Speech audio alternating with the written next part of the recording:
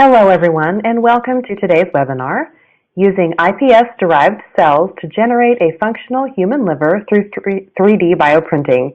I am Jennifer Woods of LabRoots, and I'll be your moderator for today's event. Today's educational web seminar is presented by LabRoots and brought to you by Thermo Fisher Scientific. To learn more, visit thermofisher.com. We encourage you to participate today by submitting any questions you may have during the presentation. To do so, simply type them into the Ask a Question box and click Send. We'll answer as many questions as we have time for at the end of the presentation. You may also submit any technical issues here as well if you have trouble seeing or hearing the presentation. This presentation is educational and thus offers continuing education credits. Please follow the process to obtain your credits by clicking on the Continuing Education Credits window. I'd like to now welcome our speaker, Ernesto Goulart, Post-Doctoral Research Fellow at the Human Genome and Stem Cell Research Center at the University of Sao Paulo, Brazil. Ernesto, you may now begin your presentation.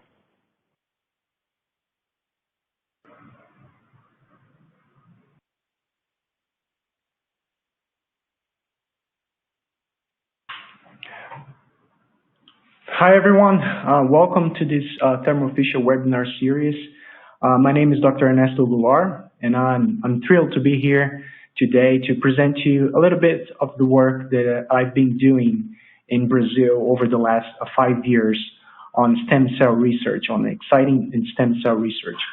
So first of all, I'd like to thank the invite from Thermo Fisher, especially Chelsea, Jennifer, and Marlene from Thermo Fisher Brazil. It's a pleasure to be here. And so today's talk, I'm going to talk to you guys a little bit of how to use iPS-derived cells to generate a fully functional human liver using 3D bioprinting. So all of the work that I've been going to show you today is published work that I developed during my PhD at the University of Sao Paulo at the Human Genome and Stem Cell Research Center. So, first of all, this is my disclosure that I want to make sure to pop out. It's that I declare that I'm not receiving any financial or material retribution to participate in this webinar. So the agenda of this presentation is divided basically on 3 sections. So first, I'm going to introduce you how and why I chose to work with liver tissue engineering, a little bit of iPS cell culture and iPS cell quality control as well, and go to the functional phenotype differentiation protocols. So this is very important because I think the keynote that I want to show you guys is how to properly phenotype your differentiated stem cells. So I'm going to show you how to functionally phenotype hepatocytes using 2D differentiation, also endothelial cells and mesenchymal cells. And finally, I'm going to show you how we derive this differentiation protocol for 3D hepatic differentiation. And finally, I'm going to show you a little bit of the results and future perspective on the liver tissue engineering field. So the liver is the larger internal organ of the body. So it has a lot of functions. So we all know that the liver is responsible for the metabolism of carbohydrates, lipids, nitrogen compounds, but also performs important function in blood homeostasis, such as hemostasis and the control of hemodynamics. But also liver performs a very important function, which is a biotransformation. So basically everything that we absorb in the intestines is transformed in the liver to avoid toxic effects of the molecules that we absorbed. So this is performed majorly by the C450, is the main enzyme of this complex that performs this biotransformation. But also the liver performs an important role in the cholesterol and lipoprotein metabolism, such as the performs the fat absorption through the bile secretion in the intestine, but also in the LDL metabolism. Liver perform more than 500 different physiological functions. So basically, the liver is a metabolic hub of our body. So in terms of regeneration, the liver is a very interesting organ. So the liver possesses this amazing ability to regenerate itself. And this is actually known back since the Greek mythology. As you can see here on this picture on the top left, there's the Prometheus myth in the Greek mythology that tell us a story of this titan called Prometheus that was doomed by the gods to be attached in the top of a mountain where every day an eagle will eat part of his liver, and the next day the liver will grow back and the eagle will do that again over and over throughout the eternity. And this ability to regenerate itself is quite known for decades. So as you can see here on the bottom image, after a partial hepatectomy performed in mice, after 7 days, the liver goes back to its normal size and also its shape as well. So this is a very complex and timely regulated process of regeneration. But this is very, very interesting in terms of regenerative medicine. But although the liver possesses this amazing ability to regenerate, many diseases can evolve from chronic exposure to hepatotoxins. So chronic liver disease affects more than 60 million people only in US and Europe. And the liver cirrhosis, which is the chronic deposition of scar tissue within the liver, is associated with 2% of global death burden, which is approximately responsible for 1 million deaths a year. Another process that is resulted from chronic inflammation of the liver parenchyma is called liver steatosis. So steatosis is the accumulation of fat within the parenchyma. It was usually associated with alcohol consumption, but due to this global-wide pandemic of obesity and diabetes, non-alcoholic fatty liver disease is estimated to affect 20% of the global population. And the fat accumulation within the liver parenchyma could lead to what we call NASH, which is non-alcoholic steatohepatitis, which is the trigger of inflammation of the liver parenchyma due to this fat accumulation on the tissue. And these two processes, these two pathologies, the cirrhosis and steatosis, could lead to the development of cancers such as hepatocellular carcinoma, which is the fourth leading cause of death among all tumors. And just so you know, hepatitis C, which is one of the main pathogens that could lead to this excessive inflammation of the liver parenchyma, is estimated to infect more than 80 million people in the world, on 1.6 million only in Brazil.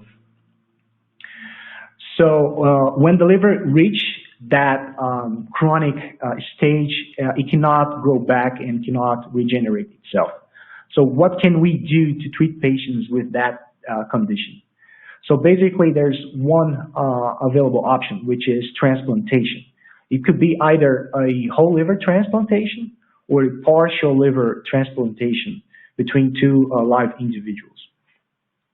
So although there were many developments in the surgical field on the organ transplantation research field, many of the same challenge that we faced back in 1954, where the first transplant was performed, we still face it today, which is a donor shortage, immune compatibility issues, rejection, and also a lifelong immunosuppressor therapy.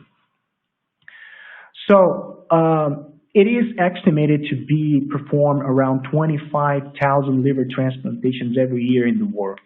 In Brazil, in 2017, we have more than 5,000 patients in waiting list. At that same year, we have almost 3,000 new entries and only performed 2,000. So this data shows us that there is a huge gap between the need and the availability of organs for transplantation. As you can see here on this data from the US, where we can see that the gap between organs for transplantation and patients that need is still increasing over the years. So we need to do something for address this issue, and that's something that I chose to work in my scientific career to develop new technologies to address this important issue. So what I'm going to talk to you today is how to use stem cells to generate functional tissue for transplantation.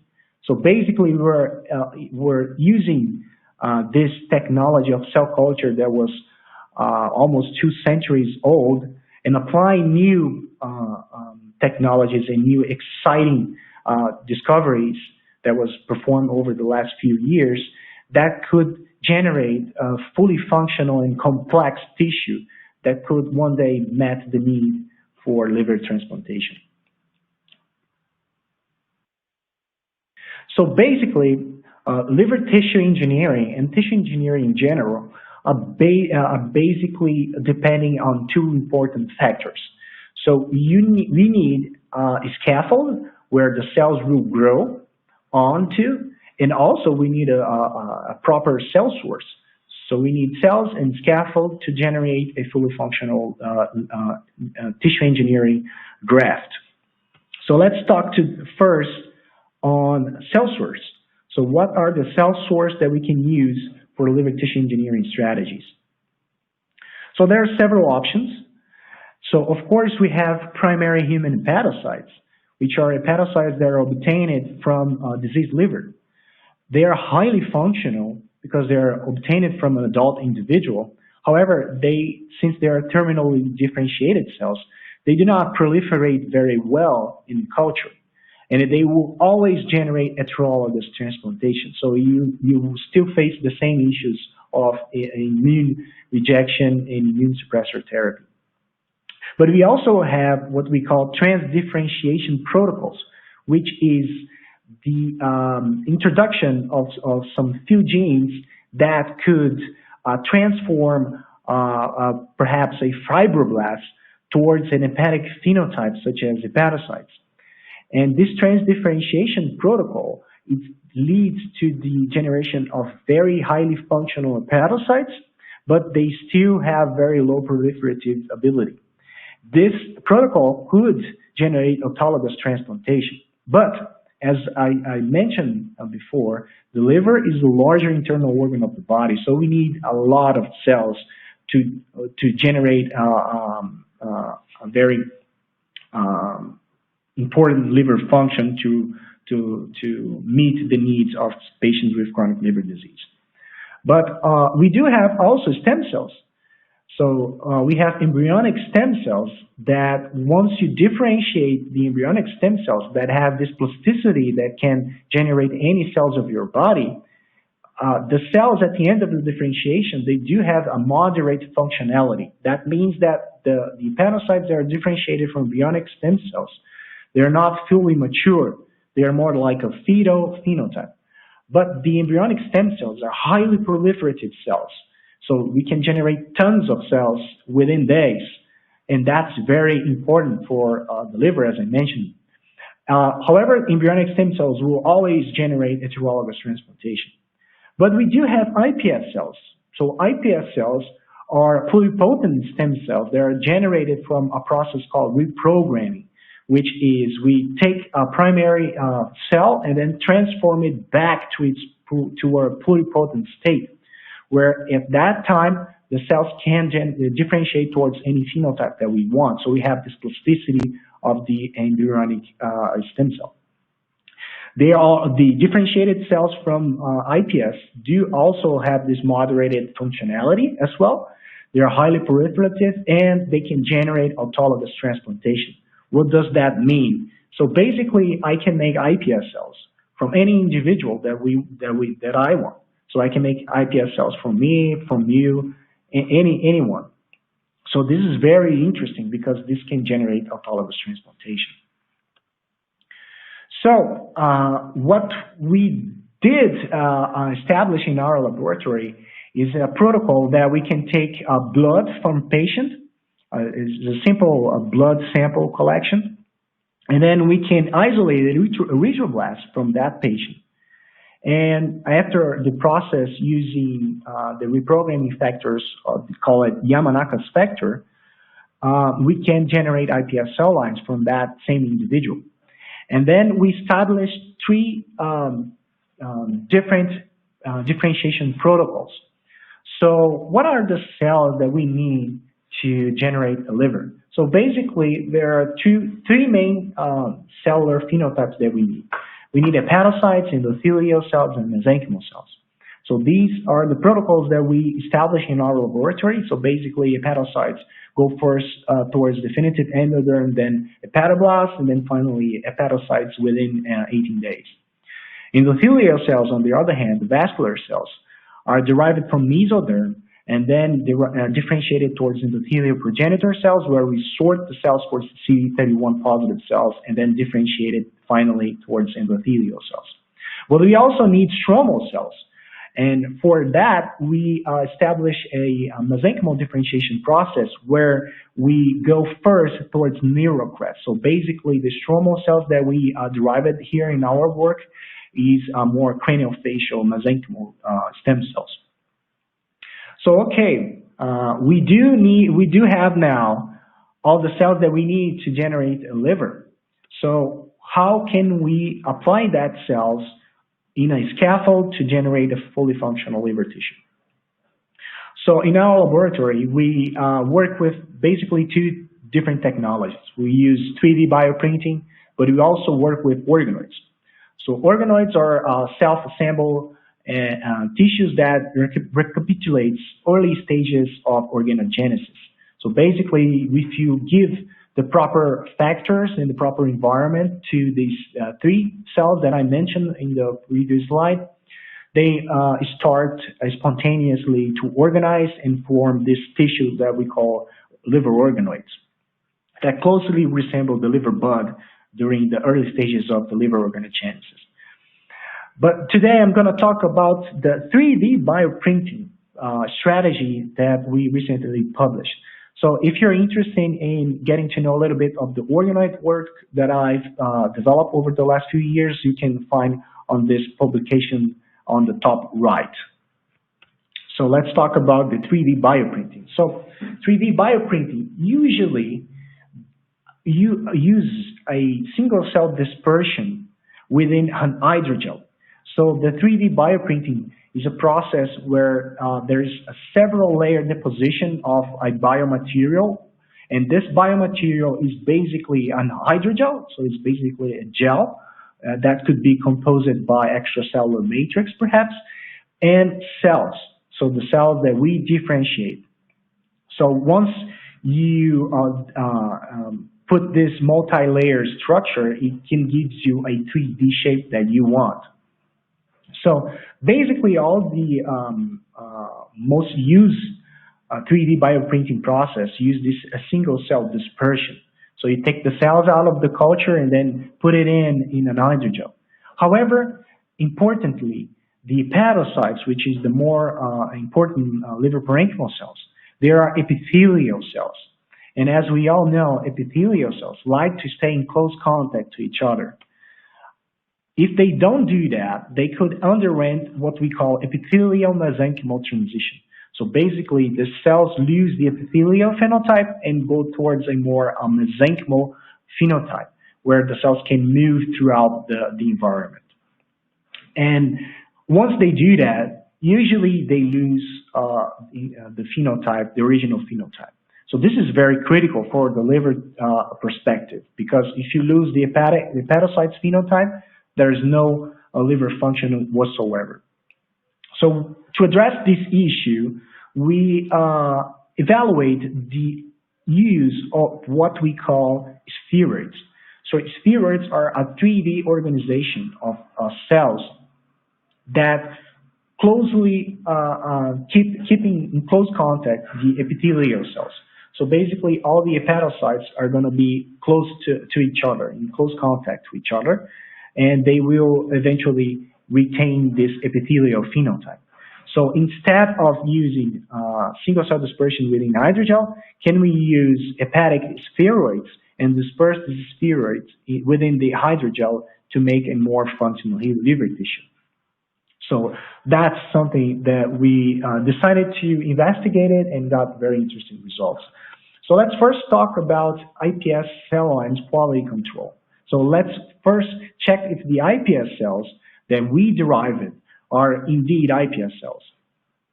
So to do that, first we need to, of course, check for chromosomal abnormalities. So we perform what we call MLPA for subtelomeric regions, and then we evaluate, we show that there is no trisomy or any chromosomal abnormalities whatsoever. But we also check the expression of important pluripotent markers such as OCT4 and SAC4 on the bottom left here.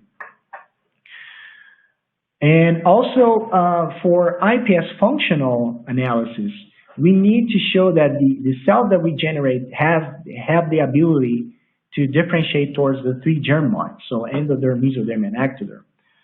You can do that by applying a teratoma assay, as we do here, but you can also use an animal-free method that we can spontaneously differentiate the cells and check the expression of important germline markers. So as we can show here, the iPS that we derive are fully functional iPS cell lines with no chromosomal abnormalities. So next we go to functional phenotype, the differentiation process that we need to use in order to generate this liver tissue. So as I mentioned, we have hepatocytes, endothelial cells, and mesenchymal cells. So let's see if the hepatocytes that we differentiated are fully functional hepatocytes.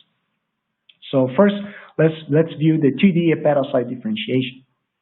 So as you can see here on the top left, we check the expression of important hepatic markers such as cytokeratin 18, glycol 6-phosphatase, and albumin and UGT1 throughout the differentiation process by RT-qPCR. And we see the increase of hepatic differentiation throughout the differentiation process. At the very end of the differentiation, we stain the cells for flow cytometry for albumin and UGT1, and we can see that almost 80% of our population express these two important hepatic markers. But we also need to see if the hepatocytes still have the functional ability to perform important hepatic functions. So on the bottom image, we can see an assay where we put this dye called ICG, and this green dye is transported into the hepatocytes and then transported back to the lateral plate of the hepatocytes, which is a process called basolateral transportation. So after 1 hour, the hepatocytes uptake this dye, and then after 4 hours, they release it back to the media, which shows that the hepatocytes have this ability to perform basolateral transportation. And also we check the expression by immune fluorescence of important hepatic markers such as CYP3A4, icadherin, alpha-1 antitrypsin, and albumin as well. And finally, we check the expression of important hepatic transaminases such as GSTA1, GSTA4 throughout the differentiation process. And also, we checked if there is the cells that we derived have the ability of respond to important drug inducers such as omeprazole and rifampicin. So omeprazole induced the expression of CYP1A2 specifically, and rifampicin induced the expression of CYP3A4 specifically. As we can see here, the treatment of these two drugs do induce a very specific response of these two enzymes. Okay, let's look at the endothelial cell differentiation. So we stain the cells after sorting them for CD31, and we show that the vast majority of the cells are positive for CD31 and icadherin, as you can see here on the flow cytometry chart, and also on immune fluorescence staining. But the cells that we derive and also express von Willebrand factor, which is an endothelial anticoagulant factor. And once we plate the cells on Matrigel, on a Matrigel bed, the endothelial cells spontaneously start to make blood vessels, capillary vessels, as we can see here on the image J. And also, the endothelial cells have this specific ability to uptake acetylated LDL, as we can see here on letter K. And for looking at what type of endothelial cells that we generate, we need to check the expression of arterial or venous marker. And we observed that CD31 expression is broadly being expressed in our cellular population, as we showed in flow cytometry chart, but we also see the expression of important arterial markers such as ephrin-B2. And when we treated the cells with an inflammatory stimuli such as TNF-alpha, endothelial cells upregulated ICAM1, which is recapitulates the neutrophilic activation of the blood vessel. So that shows that our cells are indeed responsive to inflammatory stimuli. And finally, let's look at the mesenchymal differentiation. So we stain our cells at the end of the differentiation for mesenchymal markers such as CD90 and CD73, but we also check the expression of endothelial and hematopoietic markers such as CD31 and CD45. So we show that there's basically no contamination whatsoever. On the bottom image, we can see the expression of another stromal marker such as CD105, and we differentiate the mesenchymal cells towards osteoblasts, adipoblast, and chondroblast, showing that the mesenchymal cells have the ability to differentiate towards these stromal phenotypes, as they should, because they are multipotent stem cells. So on the osteogenic differentiation, we stain the cells for alizarin red, as we can see here. For the chondrogenic differentiation, we stain the cells for Gaussian blue, which stains glycosaminoglycans. And for adipoblast differentiation, we stain the lipid droplets with oil red. So basically, we are showing here that the mesenchymal cells that we derive are indeed multipotent. And the expression of important osteogenic markers such as BGLAP, chondrogenic markers collagen 2A1, and adipoblast markers such as LPL are indeed expressed at the end of this differentiation process. So finally, just let me show you about the 3D hepatic differentiation process that we established in our laboratory. So basically, we applied the same recipe that we use for 2D hepatic differentiation, but starting off, instead of plated 2D plate iPS cells, but we start off as embryonic bodies. So the embryonic bodies are these 3D constructs that are derived when you take the iPS and start spinning them. And we do that by applying orbital shaking throughout the differentiation process. So basically, we use the same recipe, and we check the expression of important endoderm, hepatoblast, and hepatocyte markers throughout the differentiation process. And we observe the same pattern as well as we observed in the 2D differentiation process, as we can see also on immunofluorescent staining here on the right. So at the very first day, the embryonic bodies express pluripotent markers such as OCT4 and SCCA4, definitive endoderm markers at day 3 such as CXCR4, FOXA2, and at the end of day 9 of the hepatoblast differentiation process, the vast majority of the spheroids that we derive express alpha-fetoprotein and nickel adherent. And at the very end of the 3D differentiation process, the hepatic spheroid is stained positive for CYP3A4, albumin, alpha-1 antitrypsin, cytokeratin 18, and so on. So, in order to put these spheroids in the hydrogel and perform the extrusion and layer deposition using the 3D bioprinter, we need to make sure that the spheroids that we derive could fit in the needle so they won't get stuck when they get extruded throughout the needle. So the mean diameter of the spheroids that we have was approximately around 200 microns. So it's very easy, no big problem to incorporate in a hydrogel and perform extrusion-based bioprinting. So these spheroids are actually hollow structure, and they have this internal basal lamina where the epithelial cells are deposited onto. So this is a very interesting feature of epithelial spheroid differentiation.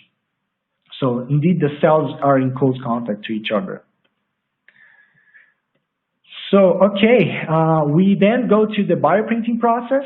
We use a very interesting bioprinting process using this Incredible Plus bioprinter. We incorporate the cells, divided them into two groups, a single cell printed group and a spheroid printed group. And then we bioprinted them using extrusion-based bioprinting, as we can see here in the bottom left. And these spheroids are not damaged throughout this extrusion process, as we can see here on the bottom right image, after bioprinting the spheroid as well. So let's see how these two experimental groups performed over long periods of time in culture. So first we need to check the viability of the construct, so if the cells do survive over time. And then when we compare a single cell group to a spheroid group, we observe that the viability of the single cell group decreased over time significantly, as we can also see on the LDH expression activity, which is very high at the very first day of the single cell group and starts to increase back at the end of our 18-day period of culture. Important liver functional markers such as the albumin, which is being secreted in the media, also alpha-1 antitrypsin and other markers are significantly more expressed and secreted in the spheroid group as we compare to the single cell group. And finally, when we look at the expression of important hepatic markers, such as nuclear receptor 1-2, CYP1A2, CYP1A1, CYP3A4, and GSTA1, all of these markers are significantly more expressed in the spheroid group at the end of our protocol. So that shows us that in terms of hepatic function, the spheroid group are significantly superior as we tested and as compared to the single cell group. Okay, but what is going on with the single cell group? To answer that question, we performed a metabolomic analysis. So we took the supernatant of the culture and analyzed every metabolite on the media. And we observed on this principal component analysis a very distinguished pattern between single cell group and spheroid group. And when we look at the GOs of this analysis, we observe that urea and amino acids metabolism are the main differently observed metabolites in the media. So basically, the spheroid group has a lot of amino acids that are being generated in the culture. So why are these amino acids being generated in the culture? So to answer that question, we perform a proteomic analysis. We look at the differently expressed proteins on these two groups, and we observe that the most enriched pathways are associated with protein metabolism. So basically, what we show here is that on the single cell group, the cells are starting to break down proteins in order to generate energy. So this is not a very good feature, because as we all know, the first option to generate energy from is sugar. And the second one is lipids. And finally, if you do not have any more options, you start to break down proteins in order to generate energy. So that shows us that the single cells printed within these hydrogels are in a severe stress environment, and they're starting to die.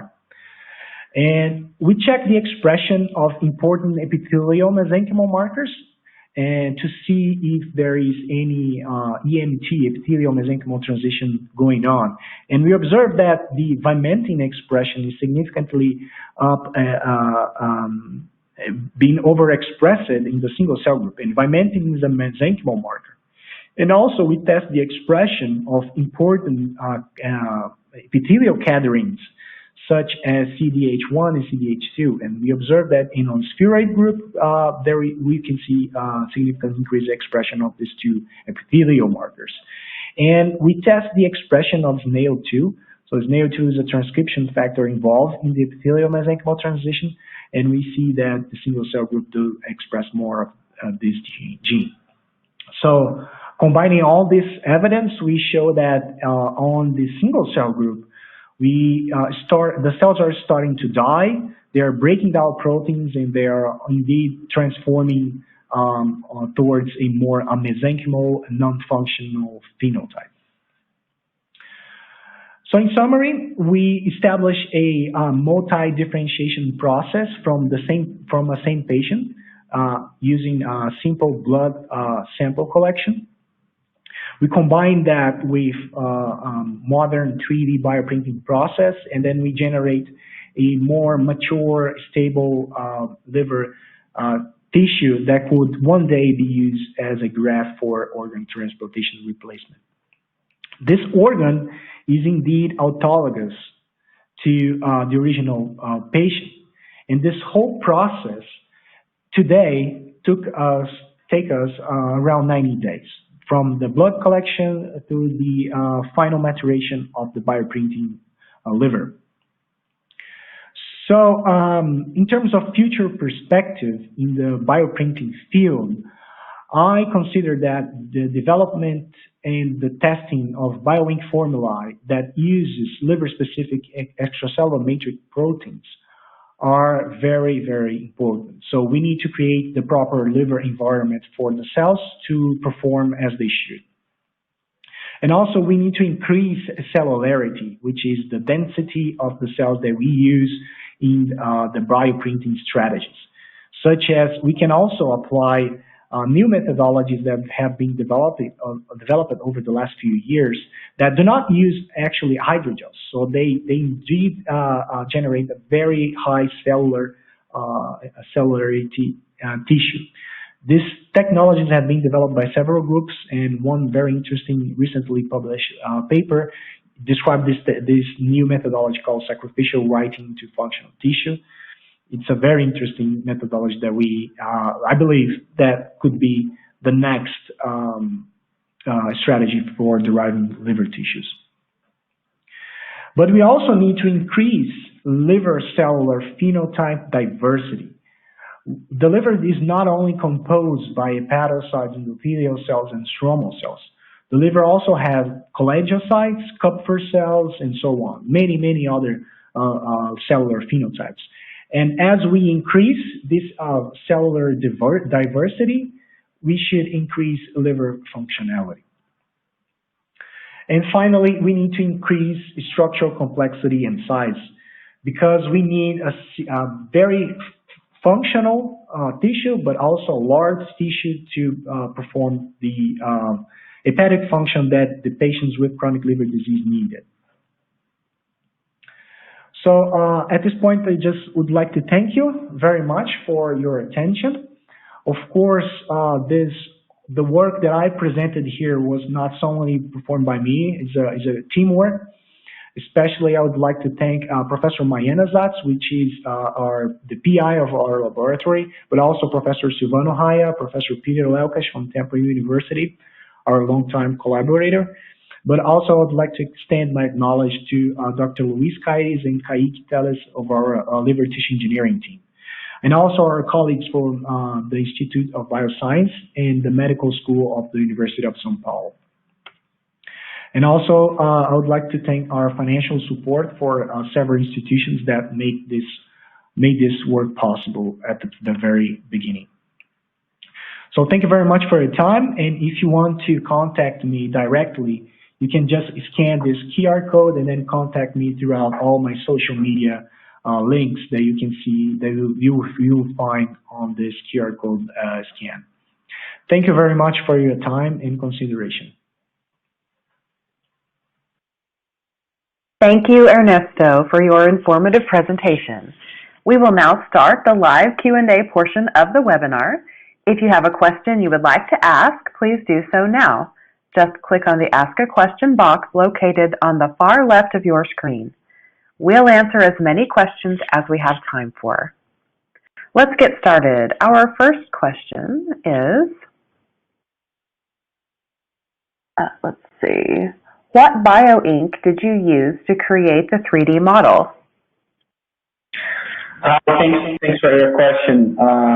So for this work specifically, we use a very well-known and standard bioink formula that is composed by alginate. Alginate is a sugar polymer that is obtained in algae, and it's very well standard used in bioprinting. But you can use any hydrogel or bioink formula that you want. Okay, great. Thank you, Ernesto. Our next question here is, how many spheroids can be printed per well from one syringe? Well, that will depend on the size of the well, because for 3D differentiation of the hepatocytes, the size and the quantity of the cells will determine the final yield of spheroids.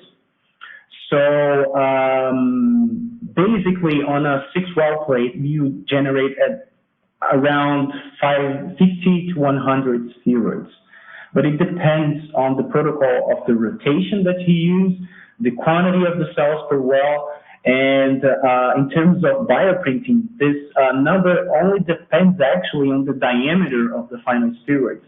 If the diameter is compatible with a extrusion procedure, and the quantity of the spheroids that you want to put, the density of the spheroids that you want to put, that you can change and vary according to your protocol.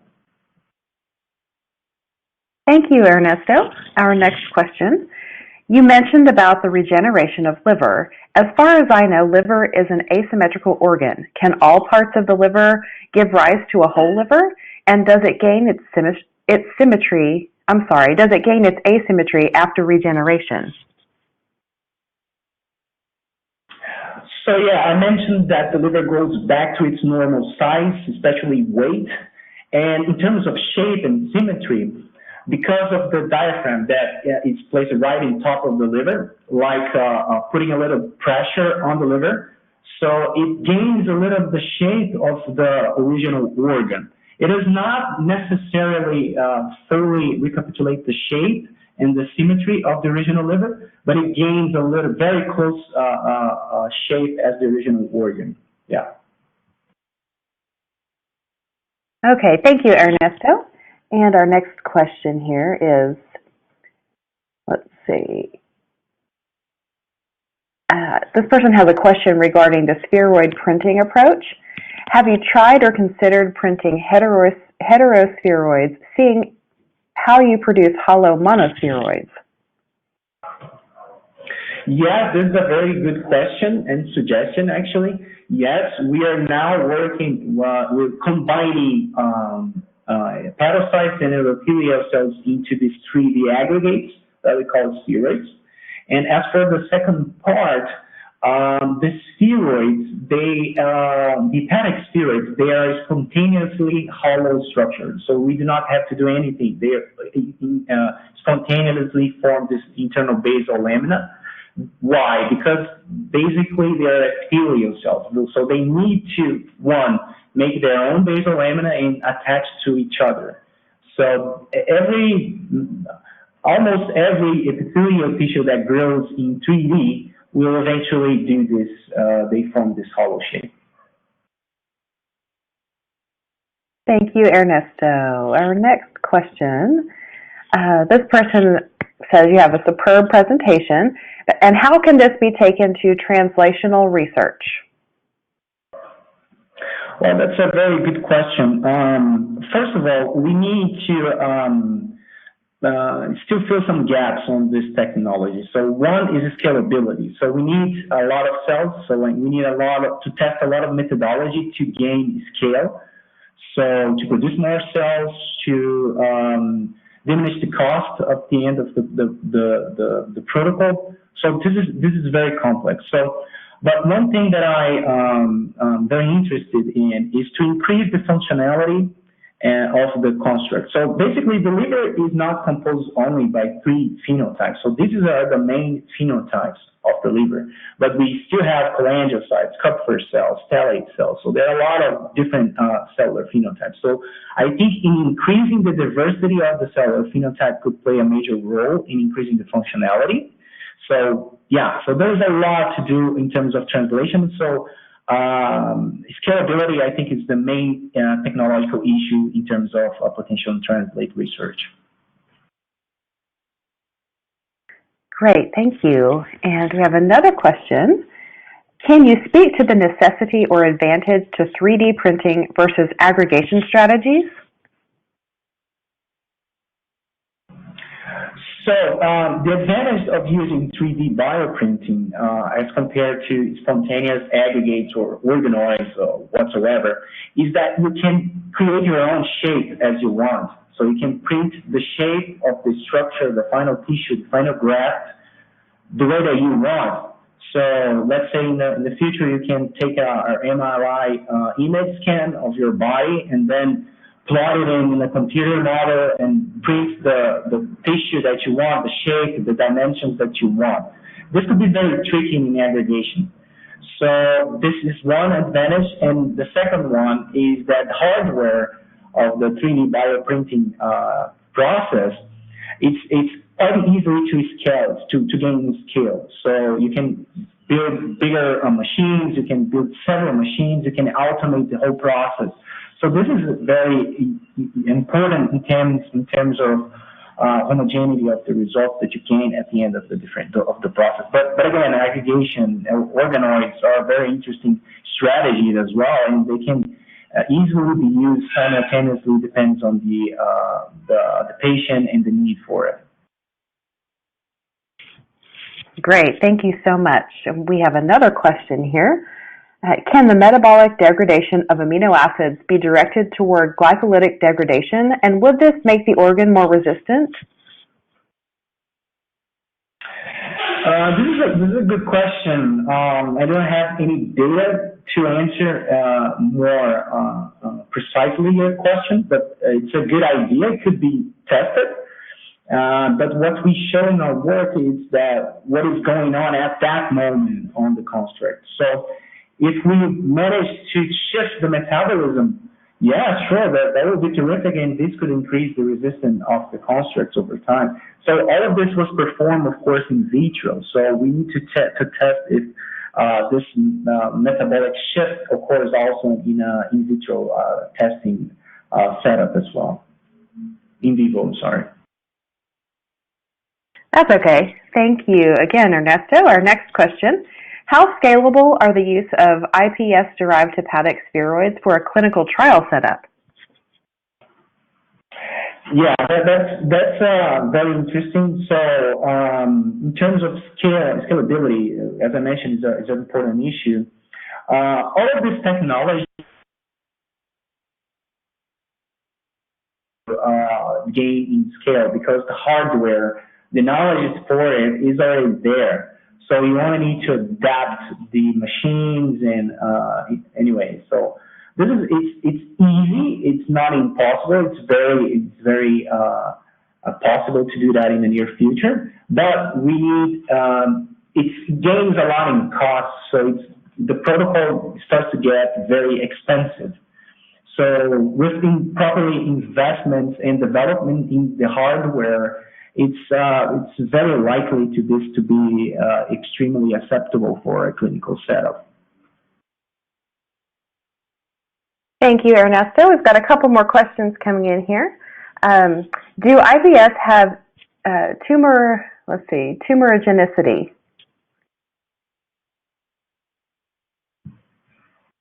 Yes. So one of the main issues with using pluripotent stem cell-derived cells in any clinical approach is the possibility of any residual pluripotent stem cells in your culture, in your final product, and that could indeed lead to the development of some types of cancer that are known as teratomas. So one way to avoid that, there's no one way, there's several ways that you can avoid that and properly test that. First of all, quality control. So you can scan your final differentiation culture for any residual pluripotency. And also there are some protocols that you can specifically eliminate all the residual pluripotence of your culture. So reducing the risk of any formation of teratomas to zero. So yes, this is one issue, and this can be easily addressed by properly controlled quality control. Thank you, Ernesto. We've got more questions coming in. Are spheroids genetically and phenotypically stable? Yes, they're actually much more stable as compared to the 2D differentiation. Because they, as I said in the presentation, they are in close contact to each other, so they are phenotypically very stable because they do not need to move around, so they don't need to perform or do not perform EMT, epithelial-mesenchymal transition. And in terms of genetic stability, yes, they are also genetically stable as compared to a primary human hepatocytes or even real tissue as well. Thank you, Ernesto. Our next question is, do we already have products on the market, products to differentiate the other cells needed to manufacture the liver? Yes, there are several products in the market. There are several companies that sell both research grade reagents for produce and differentiate cells for that. Thermo Fisher is one of the leading companies on that. But you also have GMP quality products as well in the markets. In terms of a clinical setup, this is very important. So these GMP materials are already available in the market. Great, thank you, Ernesto. Our next question is, when cells are converted to endothelial cells, have you checked whether these cells can interact with parasites, since parasites are the only cells which interact with endothelial cells? Well, I never checked that. This is a very interesting question, especially because we have mesenchymal cells in close proximity to endothelial cells. It might also be possible to see some phenotype conversion of those cells to a more parasite-like phenotype. And this is closely linked to this previously question that I mentioned, that if you increase the diversity of the cellular phenotype in the final liver construct, I strongly believe that we will increase the functionality of the final product. So yes, the parasites are another cells that we need to add to this construct. So yeah, there's something to work with.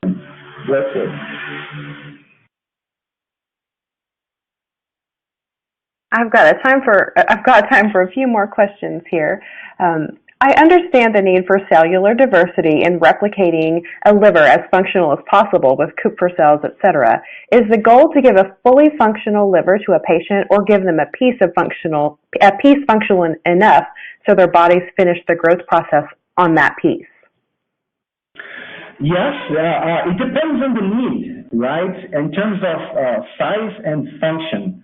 So if you have a patient that have a very severe chronic liver disease, so this patient will probably need a lot of liver replacement function. So yes, but there are some other diseases and conditions that I did not mention that actually do not need a fully functional liver graft or even real size liver graft. Let's say inborn errors of metabolism. So this is a set of genetic disease that usually are a pediatric disease. So the patients usually have a mutation on one enzyme, and that enzyme deficiency could lead to a severe, let's say, liver impairment. So if you have a tiny piece of a liver that can provide this one enzyme need, you probably will get good results and do not have to necessarily transplant a full size and functional liver graft. So this is something to test, and I think that makes sense. We have time for one more question. If you transplant the iPS-derived liver graft back to the original cell donor, what are the odds of a potential tissue rejection? Well, the odds are very low because in terms of HLA matching, they are identical. So in terms of cellular rejection, close to zero, but of course this needs to be tested. But there are some results that show that in terms of mitochondrial DNA, the iPS cells can in some ways show differences from the original donor. But again, this needs to be tested. In terms of HLA, I think the odds in cellular rejection, I think the odds are very, very low, close to zero. But again, this needs to be tested. Thank you, Ernesto. Do you have any final comments for our audience today? No, I appreciate a lot, first of all, the invite from Thermo Fisher to participate in this webinar series. And I appreciate also the comments and the questions. They were very good questions and very good comments. I have nothing to say anymore, so thank you very much for your time and the opportunity to speak to you today. And thank you again, Ernesto, for your time today and for your important research. We would also like to thank LabRoots and our sponsor, Thermo Fisher Scientific, for underwriting today's educational webcast. Before we go, I'd like to thank the audience for joining us today and for their interesting questions. Questions we did not have time for today and those submitted during the on-demand period will be addressed by the speaker via the contact information you provided at the time of registration. This webcast can be viewed on demand. LabRoots will alert you via email when it's available for replay. We encourage you to share that email with your colleagues who may have missed today's live event. Until next time, goodbye.